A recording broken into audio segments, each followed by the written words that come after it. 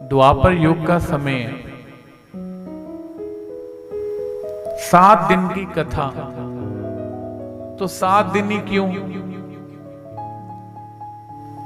8 दिन क्यों नहीं? 10 दिन क्यों नहीं? 21 दिन क्यों नहीं? ये 7 दिन ही क्यों? कथा का मर्म क्या है कि 7 दिन का कथा ही आयोजन क्यों? ये तो बहुत आगे भी जा सकता है, लेकिन 7 दिनों की कथा की वास्तविकता ऐसी कि जिसे ये बोध हो जाए, बोध मतलब ज्ञान हो जाए, यही 7 दिन है मेरे पास। और इन्हीं 7 दिनों में कुछ भी हो सकता है। इसलिए क्या करो? भजन करो रुत भजन दियाइए, भजन बिना मीरा बावरिया।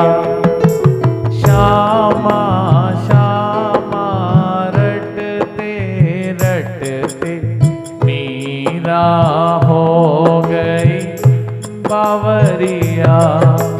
राणा ने भेजा जहर प्याला, झट मीरा पीवन लागी। प्रगट हो गए कृष्ण मुरारी, झट मीरा नाचन लागी। ओ भजन करो रुत भजन दियाइए, भजन बिना मेरा बावरिया। राणा ने भेजा कांटों की सेज, झट मीरा सोवण लागी। प्रगट होए कृष्ण मुरारी, झट मीरा नाचन लागी। जय जय कृष्णा जय जय कृष्णा, जय जय कृष्णा जय जय कृष्णा, जय जय कृष्णा जय जय कृष्णा, जय जय कृष्णा जय जय कृष्णा। ये 7 दिन ही मिले हैं और ये 7 दिन बीतते जा रहे हैं। अभी तो बहुत जिंदगी पड़ी है, अभी तो मेरी उम्र ही क्या है। अक्सर व्यक्ति क्या कहता है, अभी तो मेरी उम्र ही क्या है। और चिंता किस बात की पड़ी है? 7 दिन की। लेकिन 7 दिन का लॉजिक क्या है, तत्व क्या है? 7 दिन ही कथा क्यों? और जोड़ना कहां है 7 दिन में? भगवद से जोड़ना है। भगवद मतलब भगवान द्वारा वदित जो शास्त्र है, उससे एक आत्मा को जोड़ना है। और इन 7 दिनों में सीखना क्या है? भगवद से जुड़ना, ईश्वर से जुड़ना, उसका प्रयास है। और कथा 7 दिनों की है। द्वापर युग संपूर्ण हुआ, द्वापर युग संपूर्ण हुआ। भगवान श्री कृष्ण जी ने पहले ही धर्मराज युधिष्ठिर और चारों पांडवों को द्रौपदी सहित आदेश दिया, हिमालय पे चले जाओ। कहां चले जाओ? हिमालय पे। इससे पहले कलयुग लगे, कर्म भूमि की मर्यादा छोड़ दो।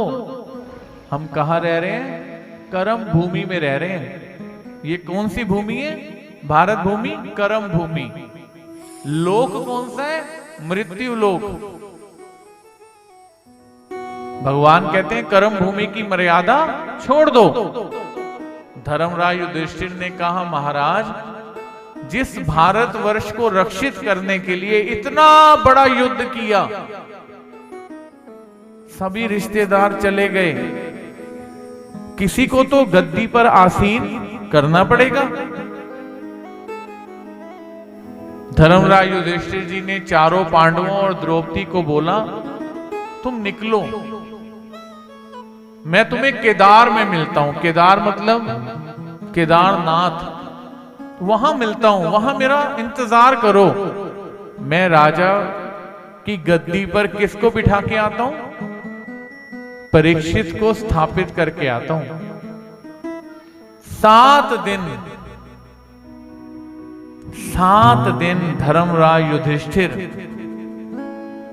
बड़े ध्यान से, ऐसा है कि जिस समय श्री कृष्ण परमात्मा ने गीता का ज्ञान दिया, कहने को तो 18 अश्वहिनी सेना, एक तरफ 11, एक तरफ 7। किस तरफ थी 11? 11 किस तरफ थी? कौरवों की तरफ। 7 पांडवों की तरफ। 18 अश्वहिनी सेना खड़ी है। ज्ञान कौन सुन रहा है? एक अर्जुन, एक। मुझे ऐसा लगता है आप में भी कोई अर्जुन है, नहीं तो कथा होने का कोई अर्थ है ही नहीं। अब आपने ये सोचना है वो अर्जुन कौन है, आप हो या कोई और है। और अगर आपको लगता है आप ही अर्जुन हो, उस कथा के, जिस कथा से जीवन बदलता है, तो 7 ही दिन धर्मराज युधिष्ठिर कलयुग में रहे राजा परीक्षित को गद्दी पे बिठाने के लिए। 7 दिन उपरांत जब चलने लगे तो स्वर्ग से यान आया। यान में बैठते ही धर्मराज युधिष्ठिर यान स्वर्ग की तरफ चल पड़ा। रास्ते में उसी यान को जिसने स्वर्ग जाना था, जब नरकों की तरफ मुड़ते देखा तो धर्मराज युधिष्ठिर कहते हैं, नरकों की तरफ क्यों लेके जा रहे हो? मैंने तो आज तक कोई पाप किया ही नहीं। पहली बात, क्या हमारे अंदर इतना कॉन्फिडेंस लेवल है कि हम यमराज को तो छोड़ो, अपने आप को भी कह सकें कि मैंने जीवन में कोई पाप नहीं किया?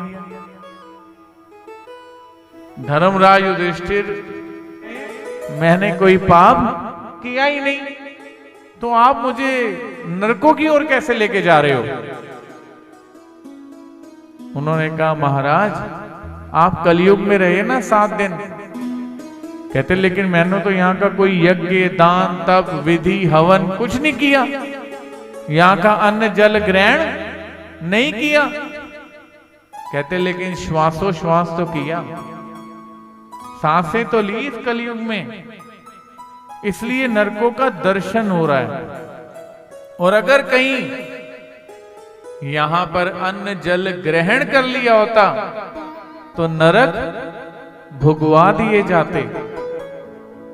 ये है इस कलयुग की, जहां हम रह रहे हैं ना, उसकी महिमा।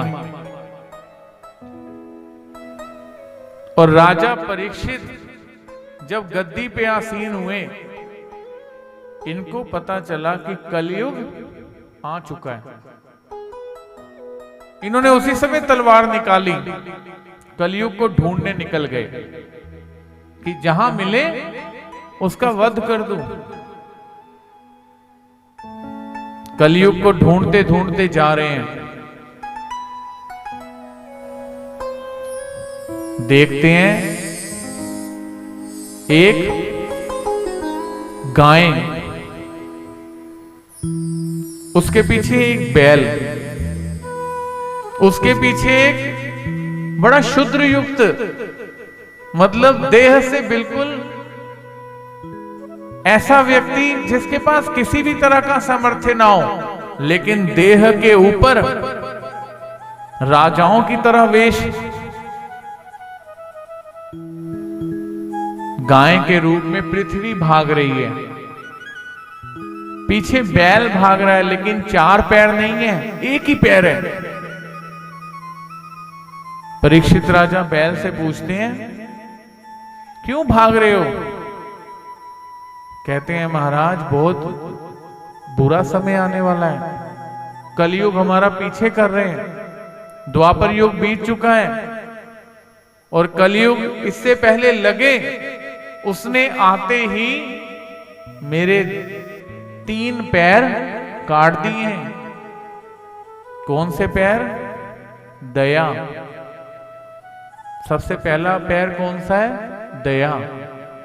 दूसरा सत्य, तीसरा तप, और अब ये चौथा पैर रह गया है मेरे पास, और ये कलयुग इसको भी। चौथा पैर कौन सा है? चौथा पैर कौन सा है? दान। वो कहता है ये कलयुग ये भी काट देना चाहता है। दया, सत्य, तप, दान। कलयुग को परीक्षित राजा जैसे ही तलवार लेकर मारने के लिए प्रवृत्त होते हैं, कहता है महाराज क्षमा कर दो, क्षमा कर दो, मेरा तो युग है, कहीं रहने का स्थान ही तो चाहिए, और क्या मांग रहा हूं? क्या चाहिए? रहने का स्थान। राजा परीक्षित बड़ा सोचकर उत्तर देते हैं कि ऐसा कौन सा स्थान कलयुग को दिया जाए जहां से सबकी बुद्धि को भ्रमित ना कर सके। कहते हैं स्वर्ण में रहना शुरू कर दो। किसमें? स्वर्ण में। सबको संभव नहीं कि उसके पास स्वर्ण हो, और स्वर्ण हो तो उसका मस्तिष्क भंग हो। इसी पल का इंतजार कर रहा था कौन? कलयुग। जैसे ही राजा परीक्षित ने बोला किसमें रहो? स्वर्ण में रहो, सोने में रहो, कलयुग ने बड़ी शांति पूर्वक राजा परीक्षित के मुकुट में, मुकुट किसका है? स्वर्ण का, मुकुट में वास कर लिया। ऐसा राजा जिसके कारण पृथ्वी शांत है, जो पांडवों की संतान है, जिसको स्वयं माता की कोख में श्री कृष्ण भगवान ने मरने से बचा लिया है, ऐसा राजा समय बीतने पर एक बार शिकार पे निकले हुए हैं। क्षत्रिय है ना, स्वाभाविक कर्म है आखेट करना, शिकार करना। शिकार करते करते करते इतनी दूर निकल गए हैं कि प्यास व्याकुलता का कारण बन गई है, बहुत तीव्र प्यास लग रही है। तपोधन ऋषि का आश्रम है, वहां पहुंच जाते हैं। शमीक ऋषि ध्यान साधना में बैठे हुए हैं। कौन बैठे हुए हैं? शमीक ऋषि। शमीक ऋषि को कहते हैं ऋषिवर, प्यास से व्याकुल हूं, जल मिलेगा? प्यास से व्याकुल हूं, मुझे जल मिलेगा? शमीक ऋषि का कोई उत्तर नहीं है। शमीक ऋषि को दूर दूर तक भान नहीं है कि भारतवर्ष का राजा परीक्षित मेरे सामने खड़ा होकर क्या मांग रहा है? पानी मांग रहा है। राजा परीक्षित को इतना क्रोध चढ़ा कि शायद ये मुझे ना बुलाकर मानो ढोंग ही कर रहा है कि मैं आंखें क्यों खोलूं। दूर एक मरा हुआ सांप पड़ा है। राजा परीक्षित क्या करते हैं? 7 दिन की कथा पे आना है हमने, 7 दिन की, इस मर्म को जानना है कि कैसे ये 7 दिन की कथा आज हमारे तक पहुंची है। राजा परीक्षित अपने तीर से सांप उठाते हैं और एकदम शमीक ऋषि के गले में डाल देते हैं। अपना अपमान मानते हैं कि मैं पानी मांग रहा हूं और ये उत्तर भी नहीं देना चाहते। क्रोधवश वहां से चले जाते हैं। थोड़ी देर बाद जब शमीक ऋषि के पुत्र श्रृंगी ऋषि को पता चलता है कि परीक्षित राजा आए और उन्होंने मेरे पिता के गले में मरा हुआ सांप डाल दिया। तो उन्होंने श्राप दिया, जल को हाथ में लेकर संकल्प करते हैं ना, जल हाथ लेकर संकल्प करते हैं कि मेरे पिता के गले में जिस राजा ने सर्प डाला है, 7 दिन में इसकी सर्प दंश से ही क्या होगी? मृत्यु होगी।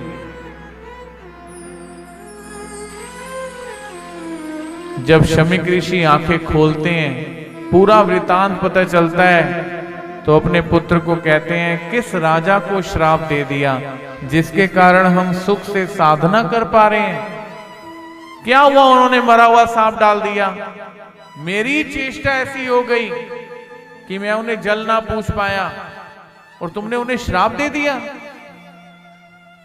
उसी समय एक शिष्य को भेजा, जाके राजा को बता दो कि ये जो श्राप निकला है ये सत्य होगा ही होगा।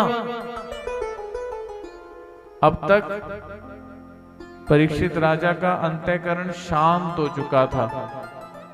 जाके बताया गया, महाराज आप जहां सांप डाला है गले में, उनके पुत्र ने श्राप दे दिया है कि अगले 7 दिनों में मृत्यु हो जाएगी।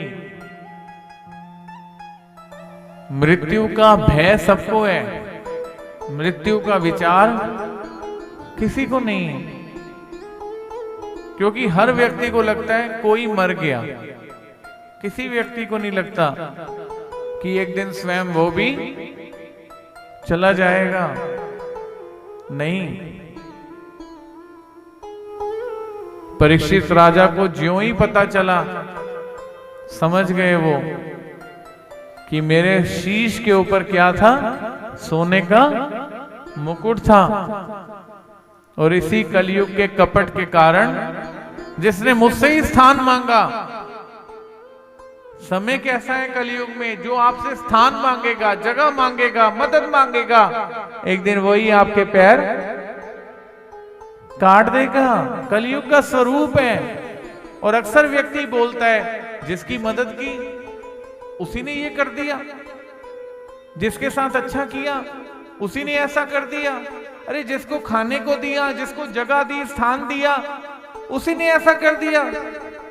कारण क्या है? शुरुआत ही ऐसी हुई है। जिस राजा परीक्षित ने कलयुग को रहने का स्थान दिया, उस रहने के स्थान से ही परीक्षित राजा की बुद्धि को भ्रमित कर दिया। कलयुग का स्वरूप है, इतना साधारण नहीं है। लेकिन यहां परीक्षित राजा जी का विवेक देखने वाली बात है। परीक्षित राजा को जब ज्ञात होता है मुझे श्राप है, मुझे श्राप दिया गया है, कहते हैं उचित किया है, मुझे मेरे अपराध का दंड दिया है,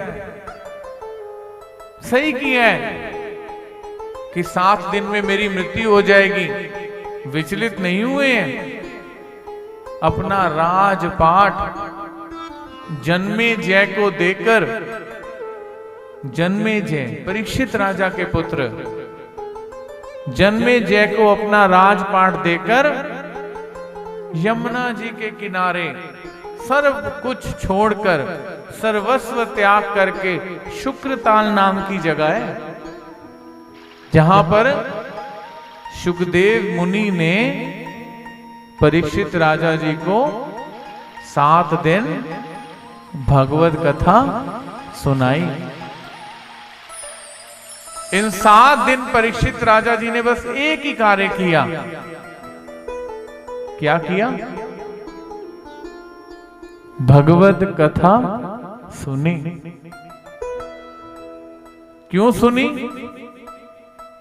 विवेक है कि जिस समय अंत समय आए, परमात्मा से ध्यान ना हो, मेरा दूर,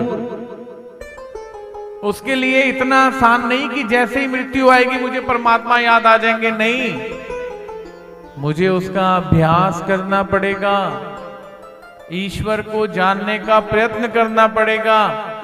इसलिए एकांत पसंद किया, एकांत की ओर निकल गए। 7 दिन भगवत कथा का श्रवण किया। और 7वें दिन सर्पदंश से ही मृत्यु को प्राप्त हुए।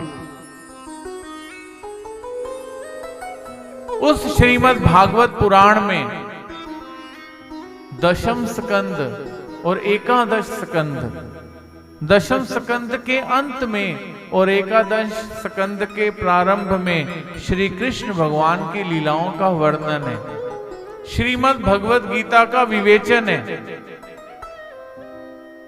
जिसे सुनने से व्यक्ति संसार रूपी चक्र से मुक्त हो जाता है।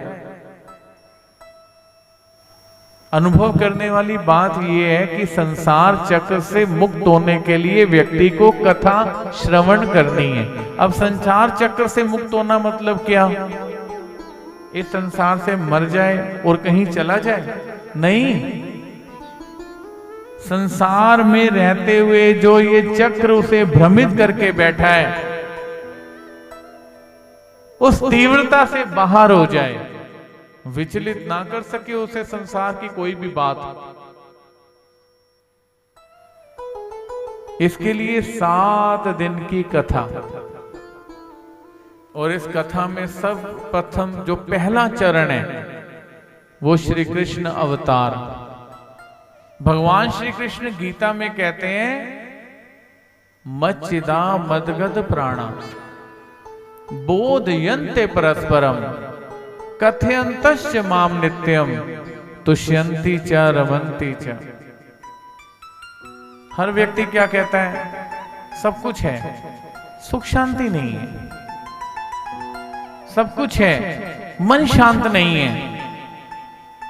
सब कुछ है, नींद नहीं है।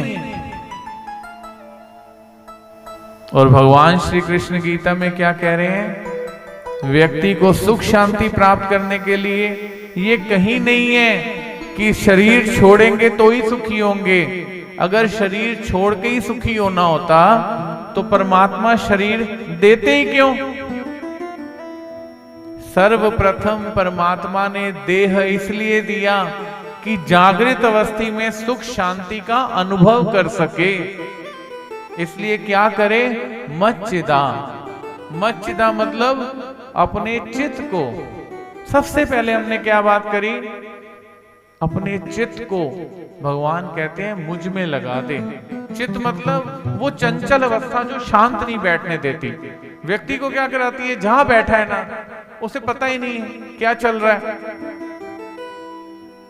और सूरदास जी के विषय में क्या कहते हैं? जग से आंखें बंद हुई तो सूरदास ने दर्श किए हैं। जिस समय सूरदास जी की आंखें जग से क्या हो गई? बंद हो गई, उस समय परमात्मा दर्शन दे रहा है। अकेले तो कोई भी बात नहीं करता, लेकिन जब समूह में है तब मौन रह सके, उसकी साधना है, उसका एकांत है। और जब बोले तो मुख से श्री कृष्ण भगवान के बारे में कोई चिंतन हो, उसे बोलते हैं बोलना। और जब सुने तो श्री कृष्ण भगवान की लीलाओं का कथन हो, उसे कहते हैं श्रवण करना। और जब कुछ करे तो आत्मा को पवित्र करने वाला हो, उसे कहते हैं कर्म योग का पालन करना। बड़ा सरल है, इतना आसान व्यक्ति को लगता है नहीं है, बहुत आसान है, सिर्फ प्रैक्टिस करना जरूरी है। मैली चादर ओढ़ के कैसे, व्यक्ति कपड़े तो बड़े अच्छे पहन आता है लेकिन अंतर मन का विचार नहीं करता। मैली चादर ओढ़ के कैसे द्वार तुम्हारे आओ, हे पावन परमेश्वर मेरे, मन ही मन शर्माओ। मैली चादर ओढ़ के कैसे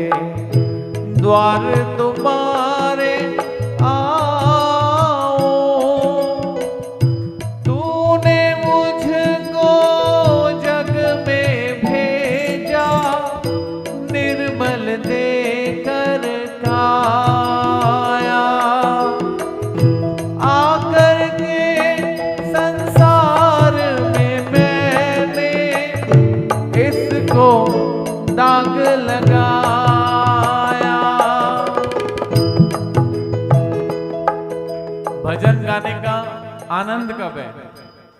जब सारे बोले, भगवान सुने। पहले अंतरात्मा सुने, फिर भगवान सुने।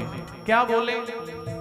सबने बोलना है। आप बोलोगे तो मैं बोलूं, मैं आपकी आवाज सुनूं, आप मेरी सुनो। तूने मुझको जग में भेजा, निर्मल देकर काया। हाथ किस किस के पास है? सत्संग कर रहे हैं ना? 7 दिन में बड़ी दूर जाना है, अभी तो शुरुआत है। तूने मुझको जग में भेजा, निर्मल देकर काया। आकर के संसार में मैंने इसको दाग लगाया। जन्म जन्म की मैली चादर, जन्म जन्म की मैली चादर, कैसे दाग छुड़ाऊं। मैली चादर ओढ़ के कैसे द्वार तुम्हारे आओ। मैली चादर ओढ़ के कैसे। अब कल कथा का दूसरा दिन है। हमने क्या करना है? जल्दी जल्दी तैयार होना है, नए कपड़े पहनने। कपड़े कोई भी पहनो, लेकिन सोचना क्या है?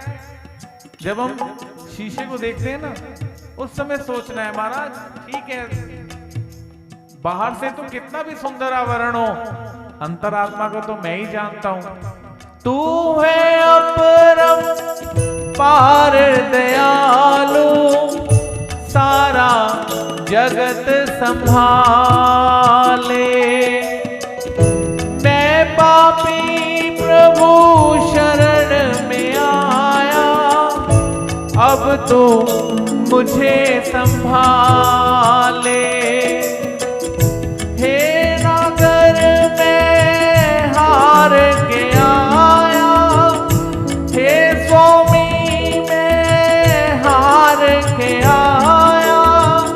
अब क्या हार चढ़ाऊं।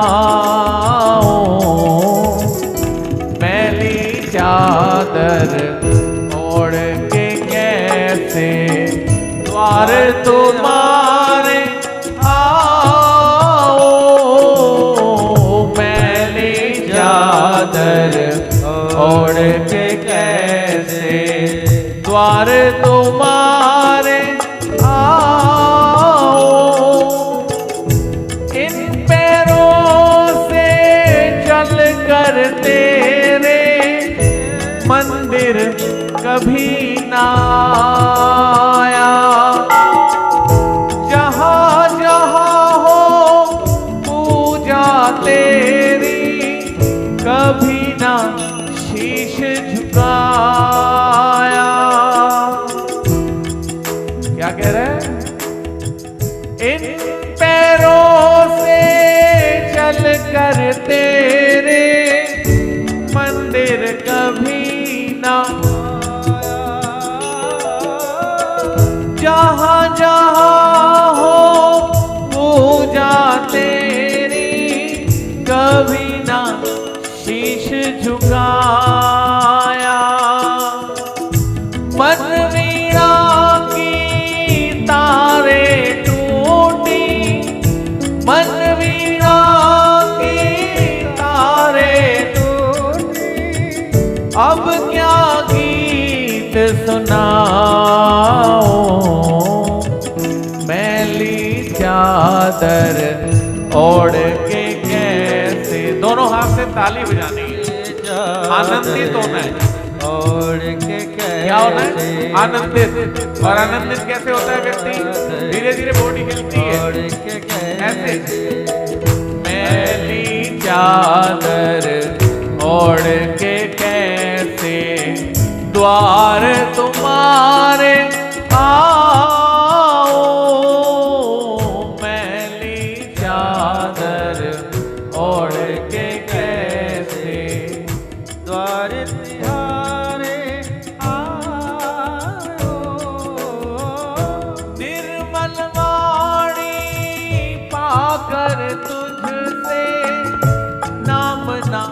तेरा गाया।